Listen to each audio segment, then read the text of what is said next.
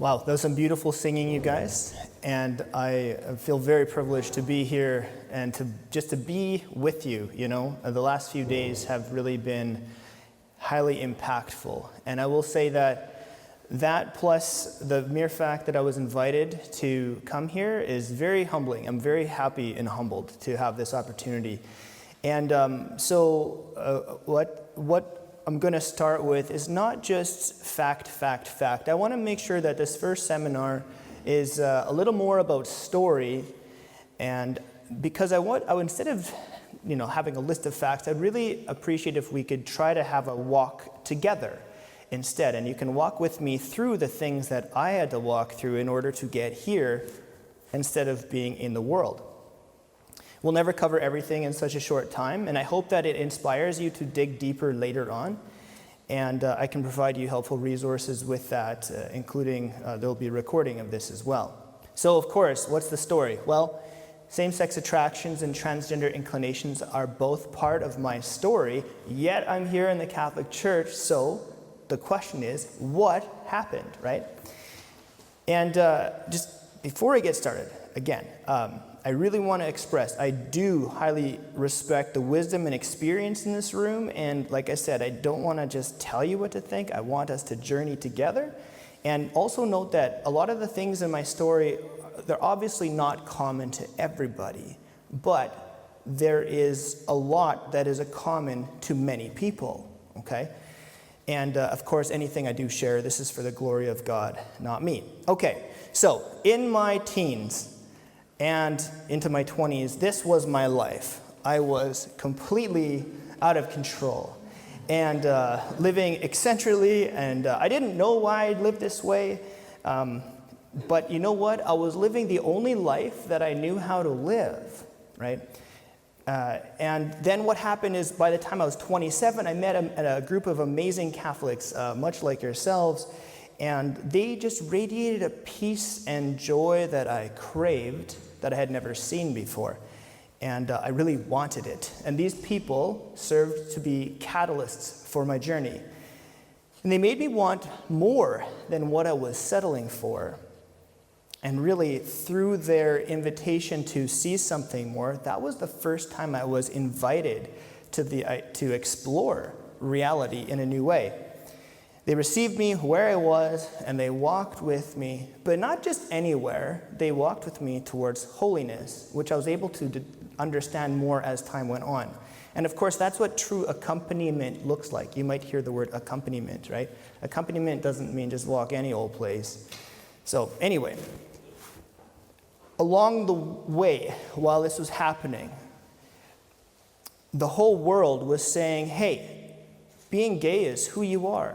These attractions are part of your story, and the only way you'll ever be able to be honest with yourself is if you take on this as an identity and make it who you are and start to live this whole anything based on these societal expectations of what these identities mean. And that was the only way the world said I could have freedom. But the problem was, it didn't sit well with me because I had actually begun to come back to faith through mathematics, the language of God. Okay. Now, mathematics shows us the principle of non-contradiction in action all the time. And I was like, wait a second, I didn't choose these attractions. But all these people are saying that I have to choose to self-identify this way. Hang on a second. Choice, not choice. These cannot be considered to be the same thing. They cannot be considered to be the same thing. In fact, words like gay and straight, they don't make the necessary clarification between choice and not choice. So those words in and of themselves will never be able to reflect the fullness of truth. In fact, they would, by their definitions or by their use, they would inhibit truth. And I was searching for truth, so I knew that where I saw that kind of writing, I would have to dig deeper than what was being said in that article or that resource or anything like that.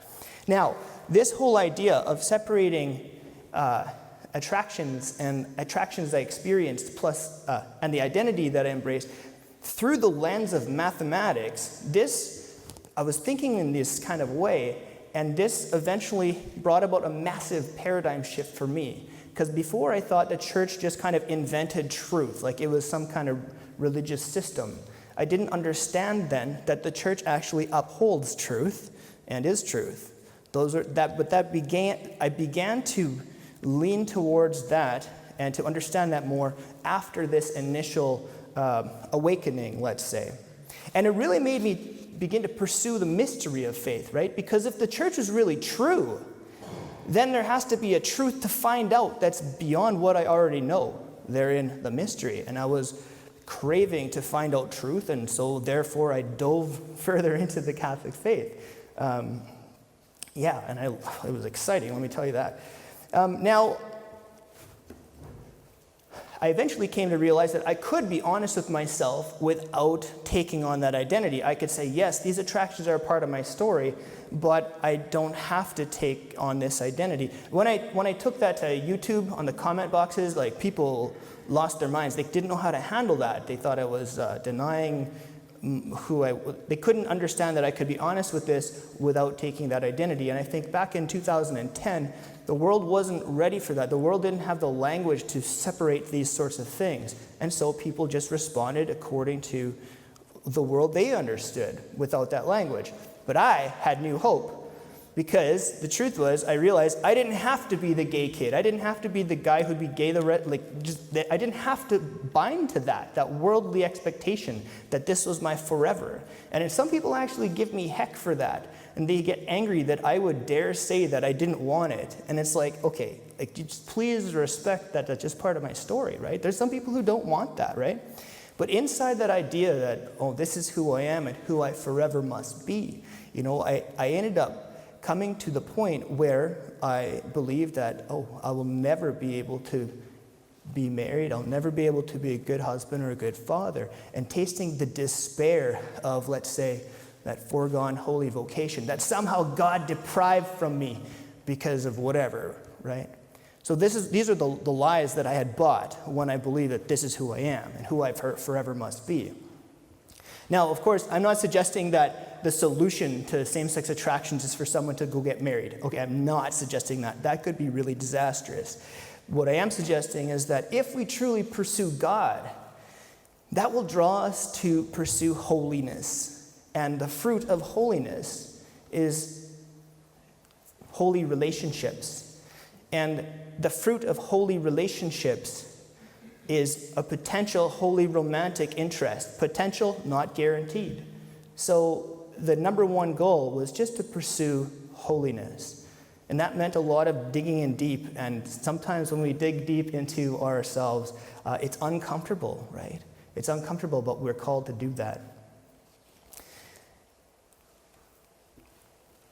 In that time when I was saying that God could never give me the grace to have a holy life, what I was doing was putting God in a box. I was putting God in a box. I was putting God in a box saying that no. Everyone else he can help, but he can't help me. And that's not a good place to be in. And also I just want to note quickly that the way I came to define myself as a person, that came after self-description. Okay, self-description often leads to self-definition. Why does this matter? Because as soon as someone gains a sense of self-definition, it impacts what we think we ought to do to be happy. Now, I know that people who are where I used to be, inside that mindset of being gay or trans is who I am, I know they're just trying to be happy, right? But how we see ourselves is a huge influence on that. So we're going to fast forward to the year 2009. All right, so in 2009, I'm at a teacher's conference, and there is a presenter, and he's telling a whole big group like you guys of other teachers. He's talking about gay kids that are, at school and all that stuff. And, there was some good stuff to his message and stuff, but he just kind of glossed over the idea about this is who people are, really. So after I had been learning about this stuff and reading, and I approached him after outside the conference center, and I said, hey, everything, if you have a minute, everything that I've read about doesn't really point to the idea that, people are created this way or born that way. I don't remember what I said, but those are different things. We'll get to that tomorrow. So anyway, there's more to the story, right? And so this guy who actually is a pretty high-level gay activist, and he's written government policy. In fact, this government policy has really clamped down on Catholic homeschoolers back home. So he goes to me, he's fairly invested is what I'm saying. He goes to me, environment plays a factor in the development of our attractions. And I was like, what? Coming from a gay activist of all people? Environment plays a factor in the development of our attractions. What came to my mind was well, what is environment? So I'm a school teacher. We learn about environment, you decorate your classroom, you bring everything. It's more than that, right? It's everything. Everything is our influence, our environment. But there's not only an external environment, there's an internal environment. The environment between our ears, that is also part of our environment, and it's a neurochemical environment. And what you also learn in the educational realm is that there's such a thing as neuroplasticity. You learn about how your brain is formed and shaped based on how you choose to use it, or based on what thoughts you entertain, things like that. So I'm like, wait a second, this environment, I can make choices, and these things influence my brain. Oh, and by the way, the biggest organ in the body that is responsible for governing sex, sexual impulses, or sexual appetite is the brain. It's the brain. People don't think about that, right? So it's let's look at the environment of the brain. And so this guy's invitation, a gay activist invitation, because God can use anybody, right? I prayed about this stuff for a long time, and eventually 7 things kept coming up, sort of what were influential in my environment that I remember, and I dug into this, and I came up with these 7 things, or these 7 things kept bubbling up. And here they are. The first thing is that I learned to be second place. This is me and my dad, by the way, when I was really little. Love my dad. I learned to be second place. How? Why? I played with my older brother all the time. I always lost because he's 3 years older and stronger. The issue is we played boy things, sports and all that stuff. And while I was good and athletic, I could never beat him. And so I believed that I wasn't good at boy things because I couldn't win when I played boy things with him when I was little. And the other thing is I idolized him a lot. And because of that, I could never live up to my expectations of being him, ever. So I set myself up for failure based on my expectations of who I ought to be, instead of striving to be the best version of myself, which is what God is asking of us all. I didn't realize that. And so this dynamic did not contribute to a healthy confidence overall, let alone a healthy male confidence. Although throughout the whole time, I know my brother loved me very much. So it was never like I was mistreated. It's just sort of how things unfolded. A second thing is I lost my friend when we were both 9, and he moved away very, very far. That's what happened there. And I remember crying for 3 days, and I remember never wanting to feel that heartbreak again. And that's what it was. It was a heartbreak of losing your best friend. And I built those walls around my heart so I didn't have to feel that pain anymore. And the after effect of that is that I see now that I kept other boys at a distance so that I wouldn't have to feel the pain of loss. The third thing, I was exposed to pornography also when I was 9. This was just off of a television program that was playing in the background, a regular daily programming. But what happened here is I began to be fixated on that, and I began to, let's say, search out for times to be isolated with my thoughts, so I could entertain these thoughts and sexually explore, let's say. The issue is, I was trying to relive the first high.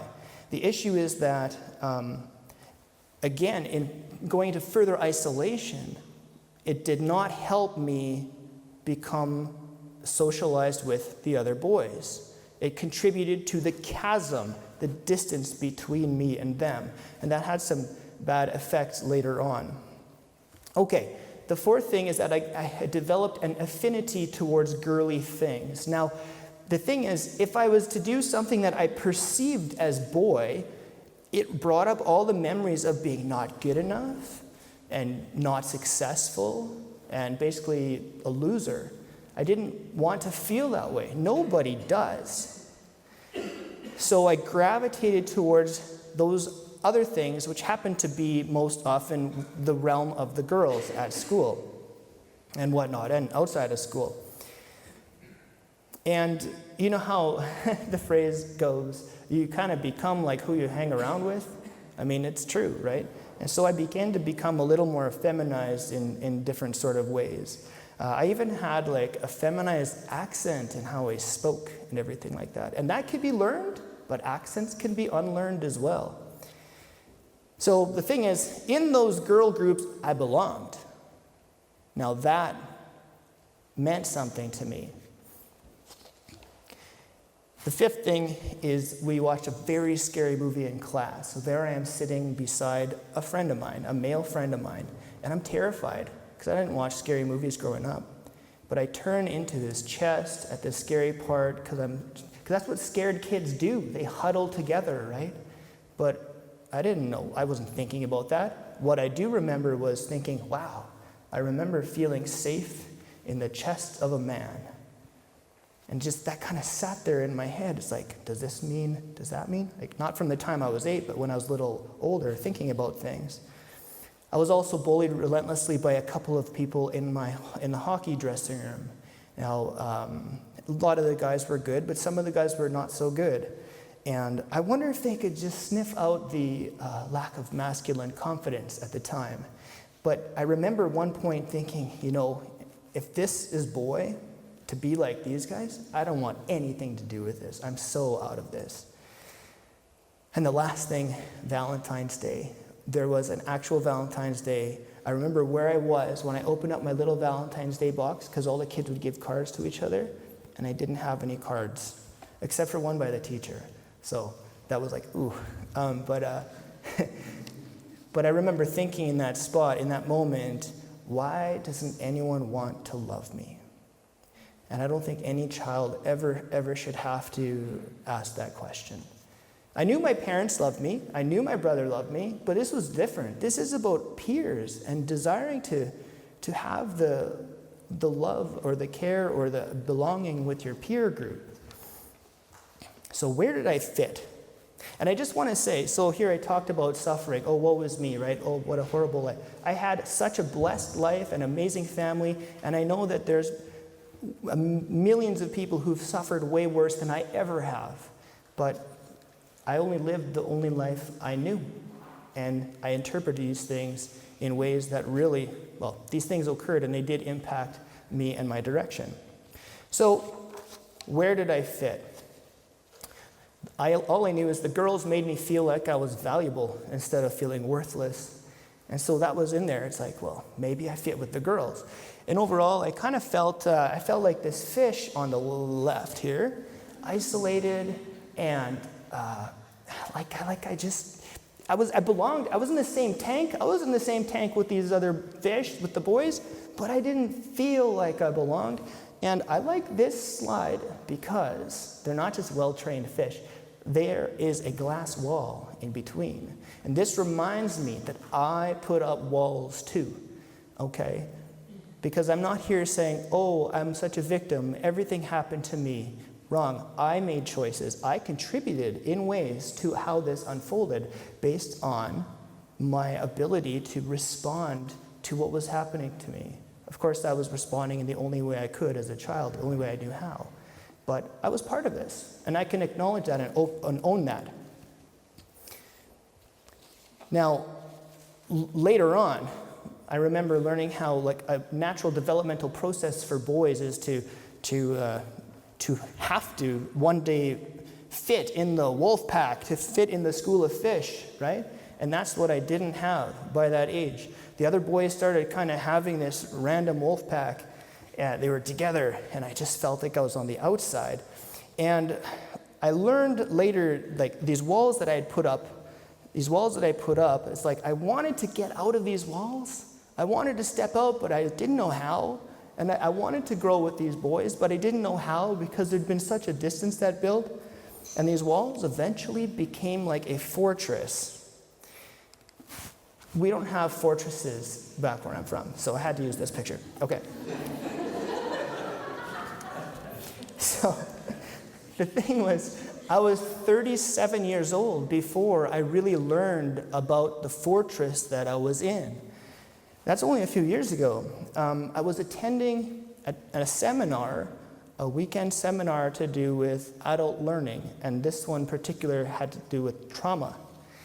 And I learned about trauma on the brain, and I was able to see my journey through new eyes yet again. First invited by the gay activists to say, well, look at these things that impacted your life. Oh, identity-forming instances. But now let's look at things with a new lens yet again. And I see now very clearly how I built these walls around myself to avoid the pain. And what happened was I stayed in there even though things became less than optimal and sometimes even toxic because it was comfortable. Because we can sometimes do that, right? We stay in our comfort even though it might be toxic. And I was scared and I struggled to cope.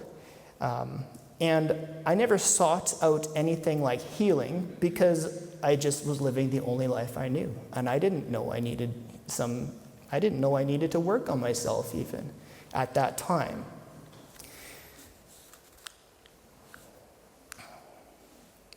And so with that invitation from the gay activist, the great thing was that I was able to look at everything, all those 7 things and more, and the whole way of how I responded to people through new eyes, and I began to see them through the eyes of an adult. Eyes of an adult instead of the eyes of a child. Like that other list of things that happened to me was when I was really small. But the thing is, that means I interpreted those events when they occurred to me through the eyes that I had at that age. And let me put it this way, like when we're children, our perceptions aren't exactly as accurate as they ought to be or they could be when we're grown up. And the thing is, I let those perceptions control the trajectory of my whole life. And that was something that I needed to realize in order to say, no, now is a new chapter. Just to give you an example of perceptions, I love this. This picture is called Father's Day Breakfast. I saw it online somewhere, I don't remember, but the kid brings his dad a breakfast in bed, and the kid is like, I'm so happy I'm going to give this. Well, this is the kid's perception of breakfast, right? It's a little plastic shark and Lego. So we know that perception's off, right? And I'm thinking, how was my perception off too? And how trapped I was. Here's another example. I was walking and it was my dad's hometown when I was little, and there was a train in the distance. Not a train, just one train car, right? But in the distance, it looks like a little tiny little toy, right? So I tug on Dad. I'm like, Dad, I want to go, Daddy, I want to go push that. So he's like, okay. So we walk up to the train tracks and get there, and then I get up to the wheel of the train, and it's taller than me. The wheel of the train, that's how small it was. The wheel of the train was taller than me. And you know what I did? Guess. I still tried to push it. I still tried to push it. And I remember the feeling of being shocked when it didn't move. And I like to think of myself as not, I was intelligent, right? Sure. But I was shocked by that. But it just goes to show that, when you're small, and if there's a reasoning and perceptions, and there's room to grow, a lot of room to grow. You know what I'm saying? So that was important for me to realize. And I said, what else in my life did I not perceive correctly? So then again, it really opened up the idea that I should investigate. This slide is supposed to be black. It's not a mistake. Okay. So over time now, in my head, I'm thinking grade 5, 6, 7. Okay. I kept spending more time with the girls, becoming more feminine. Everything was normal to me, right? So it was the only life I knew. And I was not asking questions like, why do I feel drawn to these people instead of the boys? I wasn't asking that. I was just trying to live a happy life as a kid. But I knew that because, I look back now and see, okay, well, I was doing that not just to be a girl, but I was doing that it was the pursuit. It wasn't just the pursuit of being a girl. It was also the pursuit of, or more so, the pursuit of being not boy.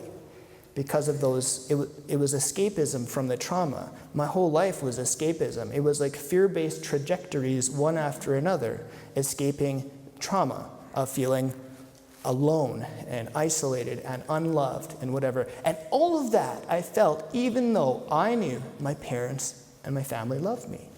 It was a different kind of isolation and love, like I said, from the peers.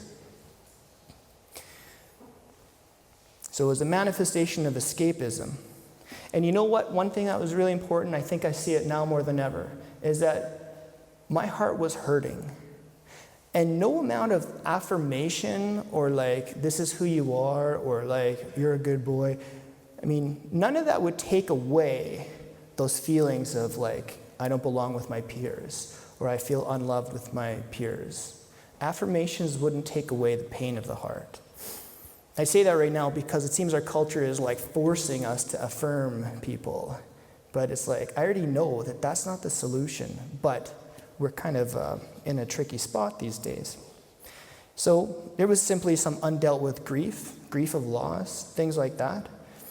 And the short story is I tried to bury everything. So I became engaged in unchaste pursuits. So countering the virtue of chastity. By the time I was probably, with other people when I was 15, but it really started when I was 9, getting hooked on porn. So these pursuits were with women. I was trying to validate myself as a man, or also thinking of trying to prove that I was straight, because I had these questions in my head about where did I really belong. In fact, the first time I came out to myself privately, I was only 11 years old. And I remember I was using pornography for 2 years by then.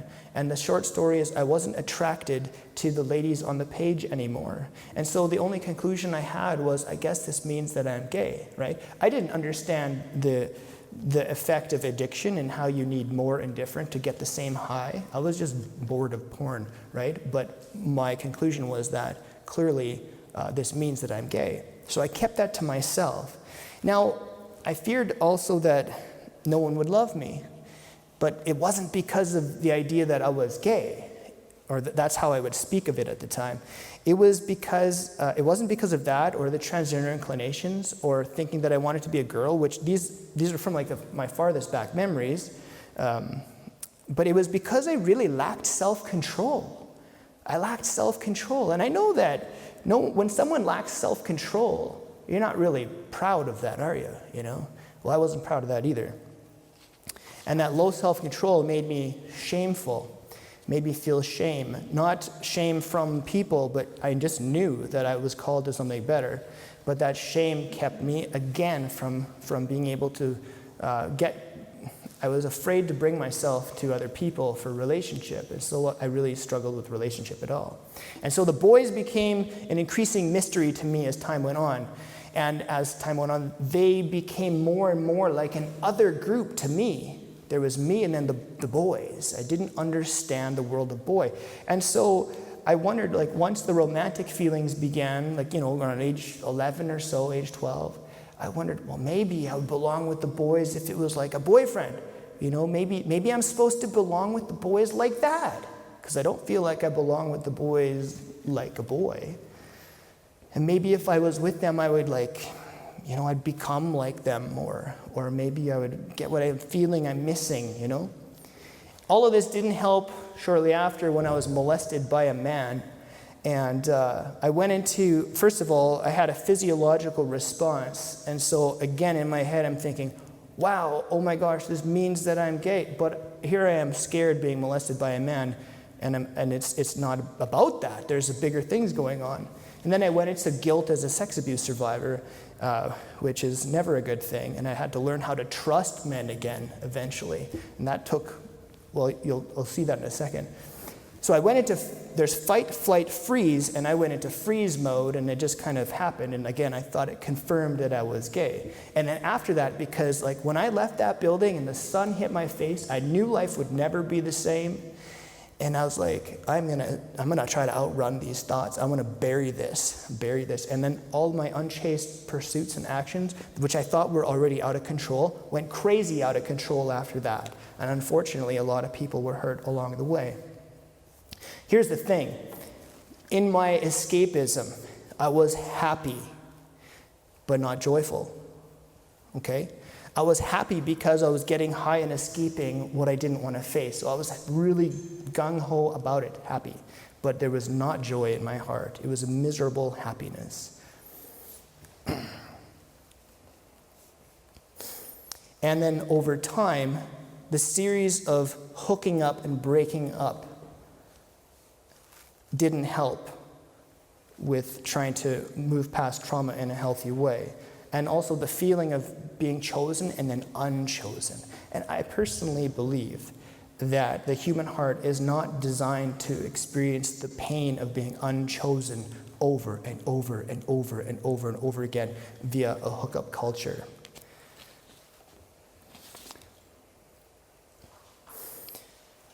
So all this time, I thought that the women were the problem, okay? And I thought I was fine, I was a really good catch, and I would lash out at anyone who challenged me. And now I understand that that's what a trauma survivor would do. You know, it's like, well, my whole things make sense now. And but when I was being challenged, it was like being pushed or pulled out of my cage. That's when that trauma would happen, because you can't. That's when the lashing out would happen, because you can't just push or pull someone out of their trauma castle, because you're taking them into a place that is terrifying. It is outside of the world that we've built up for ourselves that has given us the stability to somehow function and cope. So being challenged was doing that. Now, there's a way to lovingly challenge people, and I encourage people to follow the promptings of the Holy Spirit to know when that ought to be. Because I really do appreciate that people said something instead of nothing.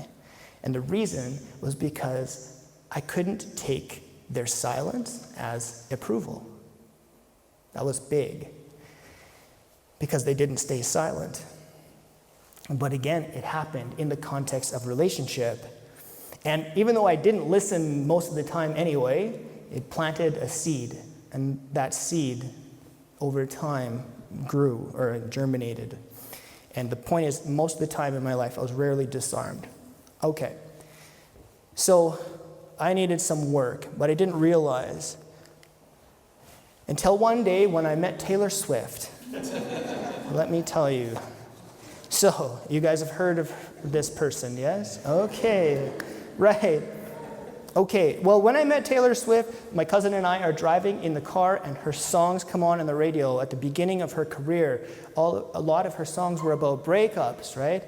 Over and over and over, another breakup song. So my cousin shouts at the radio, "Hey, Taylor, maybe it's you!" And of course, we both laugh.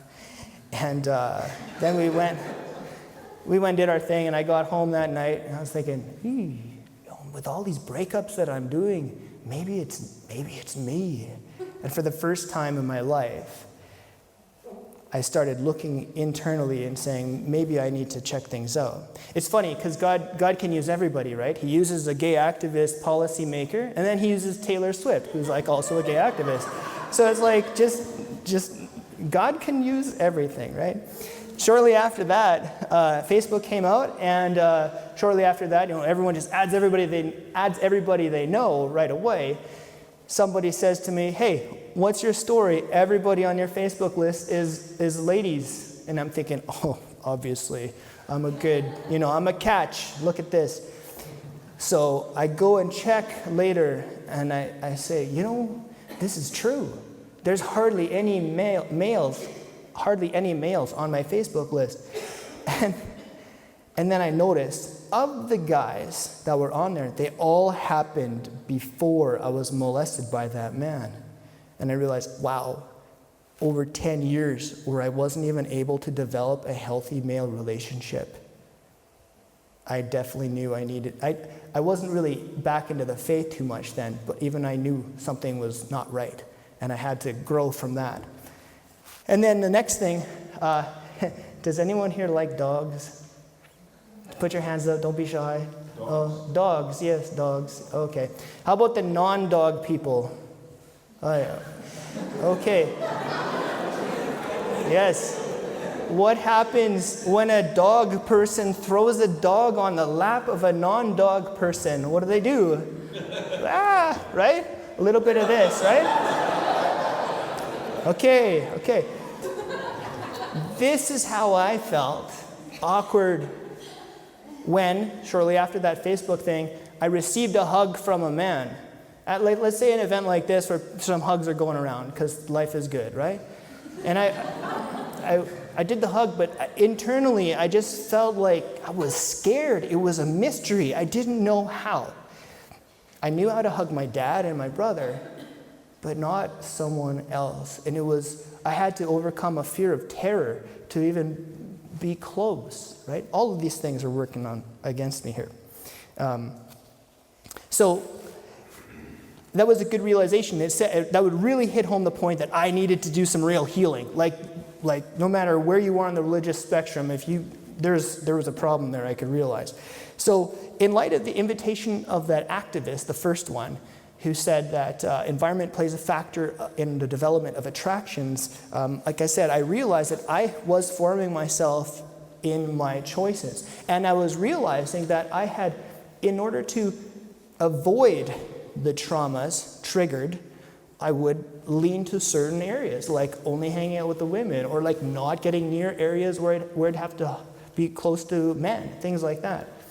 And as I thought more about how the brain works and all that kind of stuff, there we go, neurons.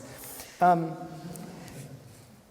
began to realize more how unintended after effects, what unintended after effects are, right? So we know already that there's lots of research on how when a person uses pornography, the unintended after effect is like a decreased ability to relate in a healthy way, right? Things like that. And the person doesn't say, hey, I want to strive to relate poorly, right? No, they do something, and then that's the after effect. And another one is like, if you were to go out in the sunshine to play, but you come back with a sunburn, right? You didn't ask for it, you didn't choose it, but your choices were not of zero effect. I had to learn that about my life. My choices were not of zero effect in how I came to be between my ears. So, though attractions are not chosen, we know our choices still matters. And then, of course, there's an old adage about, it's like a story, It's like two wolves. You have two wolves that are battling it out in the soul, right? The good wolf and the evil wolf, or whatever you want to say. Which wolf wins the battle? Do you know the answer?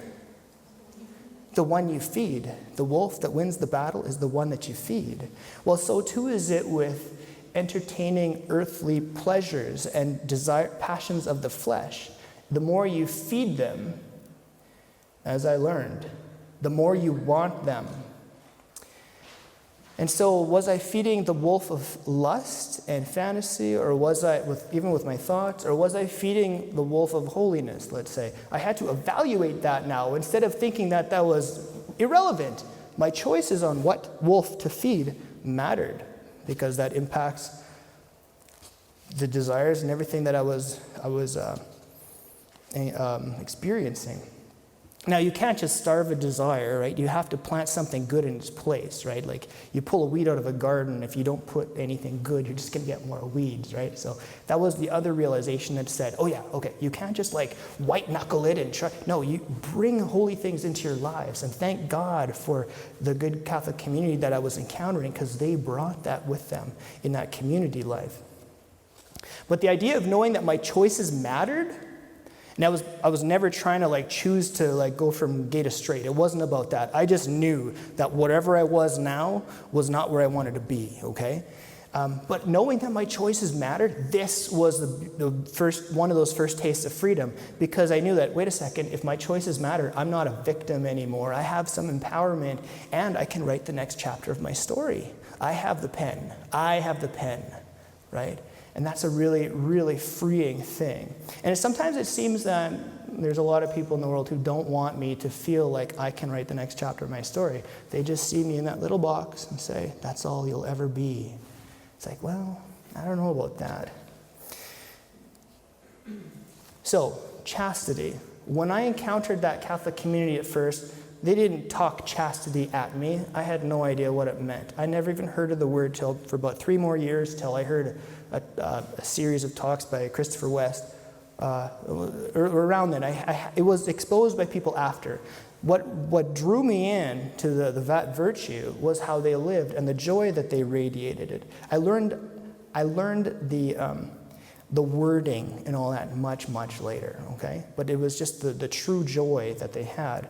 But I only knew that I wanted what these people had because the life that I was living, I had hit my rock bottom.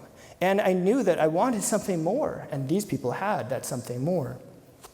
And I had to break out of my normal. And I had to walk out of my comfort zone and annihilate this idea that I would only stay in my safe spaces. Because, you know, when you stay in your safe space, that's easy. And we don't grow in virtue by doing what's easy. I had to break out of that. And those who were promoting all this safe space stuff, they weren't helping me do that. So this slide, by the way, there's a palm tree. The idea is that the palm trees are strengthened by the hurricanes, right? Or so I've been told. There's no palm trees in northern Canada, just saying. But the idea is like, yeah, if I want to become the man I want to be, which is not the man I was, I have to face my hurricane. And I have to not run from things anymore. Okay, I had to do what was hard.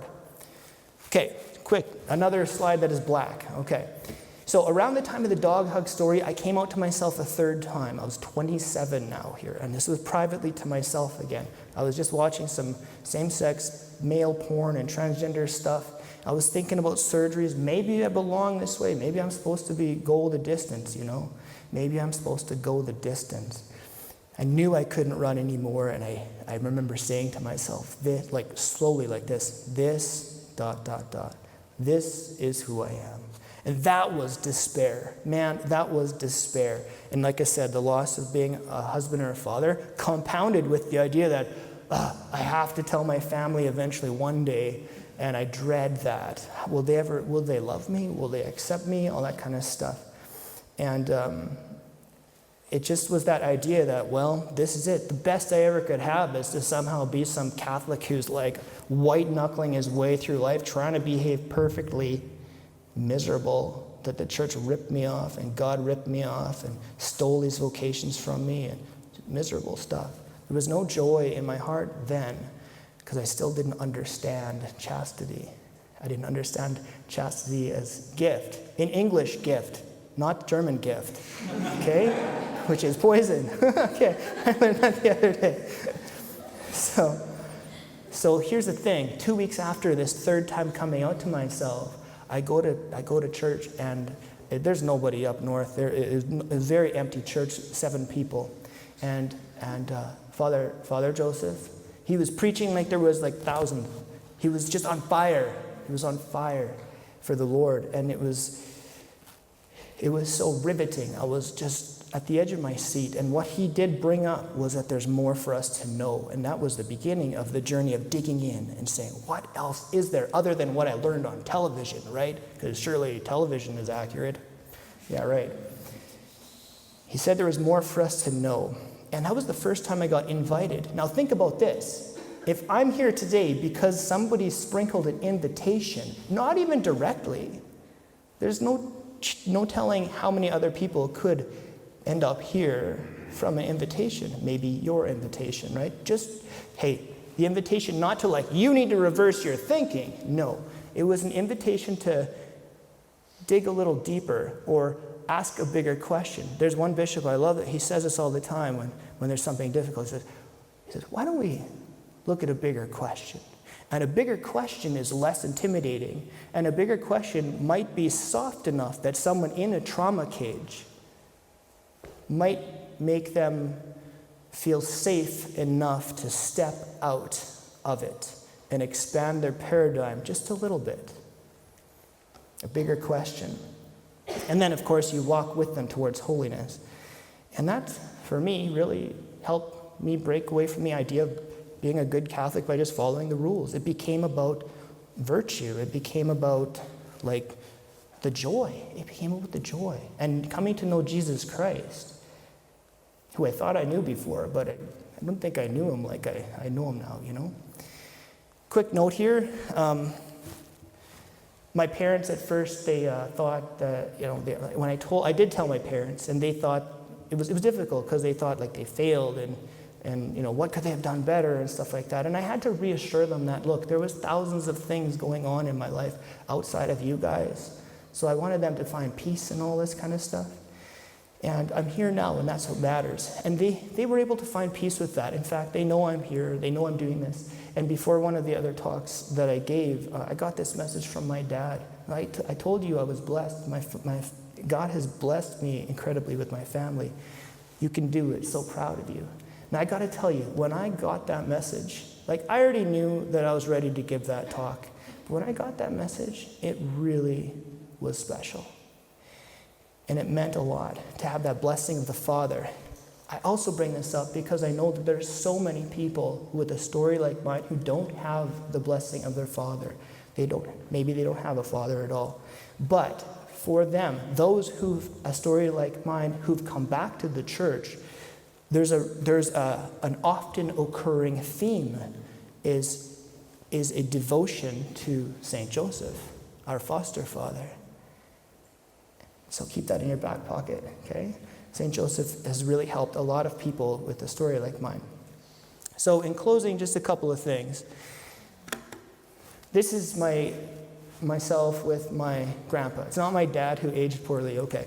It's the same car though. So Dad and I, we ended up getting a car together back a few years ago just to have some fun with it. And it was a good time to reconnect with my dad a little better now through the lens of being an adult. I like this car, though, because it has a really long name, right? So you might have heard, first of all, you might have heard me talk about, you know, gay person, straight person. Today, of course, I know that my identity is first and foremost a beloved child of God. That is number one. God first, persons first. God is number one. And it's kind of like this car, because if I said, what's the identity of this car? And I gave you two choices. I could say, well, it's a red car, yeah, or it's also a 1975 Ford LTD two-door pillared hardtop. Okay. What is the car? That's the name of the car. That's one way to describe the car. And the answer is like, well, it depends where someone is in their understanding of car. Right? Maybe someone can only handle understanding it as red car at the time. The issue is, would it ever be sensible to prevent someone from ever seeing it as more than red car? If someone really wanted to learn about this car, would you deprive them from the knowledge that it is more than a red car? It is actually a 1975 Ford LTD two-door pillared hardtop. It would, obviously, no one would deprive people of that awareness. Translate that to identities of self-concepts. There's a lot of the world, including the Catholic world, unfortunately, that says gay is who you are, trans is who you are, straight is who you are, and that's all there's to the conversation. But are you not more than those labels? Is that car more than red car? What are you? We are persons first, persons who are beloved children of God. We can't get to that mindset and that freedom if the whole world is saying, hey, red car is all you'll ever be. Gay is all you'll ever be. Straight is who you are. We have to lift the language. Lifting the language past gay, straight, trans was one of the early stages for me to see attractions to be less intrinsically connected to my sense of self-concept. These things here, do you know how to grow a square watermelon? You put it in a box, right. They put it in a plexiglass box, clear, a little baby watermelon, and then whoop, over time, it grows into the parameters that are put around it. I remember when I saw this picture, I was like, that's it. That's what happened to me. I took on this identity. Yeah, I didn't become a watermelon. I took on these identity labels and I conformed to the parameters of what I thought they meant, And I had to break past that, and elevated language helped a lot with that, plus a lot of love. And of course, tomorrow we'll be going into what is some of this language and stuff. But I just want to close with 3 things that happen to do with chastity. I'll first tell you chastity. Why on earth would I choose chastity? Well, it was namely because I had to take a leap of faith because I wanted what you radiated, the joy. Looking back now, after I've chosen it, and have tasted a joy that I did not know I could ever experience, I can see it through the lens of gift, but because when we give a gift, an English gift, we experience joy, right? I don't like black licorice, If I gave you black licorice, it wouldn't make me very joyful. I'm just getting rid of my black licorice. I'm, happy, but I don't really feel joy. If I was to give you maybe like my favorite food or something that was important to me, right? This means a lot. Take care of this. We can experience joy in giving that gift, right? I would use the example of like a bag of ketchup chips. I love ketchup-flavored potato chips, which you can't get in many places. But the point was, I would experience joy if I gave you my favorite kind of potato chip, a little more than giving black licorice. And then the question was, well, what about sexuality? What about the gift of sexuality? Is that not more important than potato chips? And it's like, well, yeah. So like, if I experience joy in giving a gift of the world, what greater joy would I experience if I gave the gift of my sexuality back to God and pursued that virtue and died to my desires that were counter to God's design? And of course, by this time, I was already living in that joy. So it was very easy to come to this. But 3 things happened. And these were all after effects too. So the first one, I began pursuing chastity for a long, long time. Well, guess what? In feeding the wolf of chastity, so to speak, my self-control was going up. My shame was going down. And because all of that was happening, I found myself less scared to be around the other boys. And I felt more confident as a man with this extra self-control. And then I realized one day, hey, I'm not feeling a romantic pull to guys, not for a long time. What went on? And I realized, oh yeah, I've been practicing chastity quite successfully. And it made me realize that because I didn't feel like I was lacking as a man, I didn't need to get something from someone else to make me feel full from another man. So that was a aha. I didn't anticipate that. A second thing happened. I'm pursuing chastity, and obviously when you're pursuing chastity, lust goes down, let's say.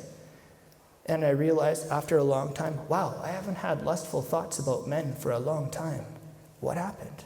Oh, I've been practicing chastity quite successfully for a long time. And then I realized that same-sex sexual attractions were connected to lust. The same-sex romantic attractions before I mentioned, those were attracted to filling in what I felt I lacked. So same-sex romantic attractions began to diminish. Same-sex sexual attractions began to diminish. And as I continued to practice chastity alongside a healthy, holy community with good men's groups and stuff too, I became less afraid of the men and became less afraid of being a man. I didn't feel like I was I didn't belong, or that I was unsuccessful, or that I was like constantly inflicted with the trauma of not being good enough anymore. And then I noticed one day, wow, I haven't really felt this strong transgender desire for a long time. What happened? And I realized that I wasn't afraid of being a man anymore. And the beautiful thing about that is that there's like thousands of people who've got a story like mine who are, in their own way, with some consistencies, are coming to the same conclusions, that it really begins with taking that leap of faith to give their lives to the Lord, aided by a community like you. And they are seeing that there is something more beautiful. There's something far more beautiful, and they've tasted it, you know. But it started with people like you who simply met someone where they were at. And I want to thank you guys for being that person for someone like me in the future. You guys you don't know the impact that you will have by your love, by loving them well with truth in the way that the Holy Spirit asks of you. That's why I'm here today. So thank you, and we'll do some Q&A.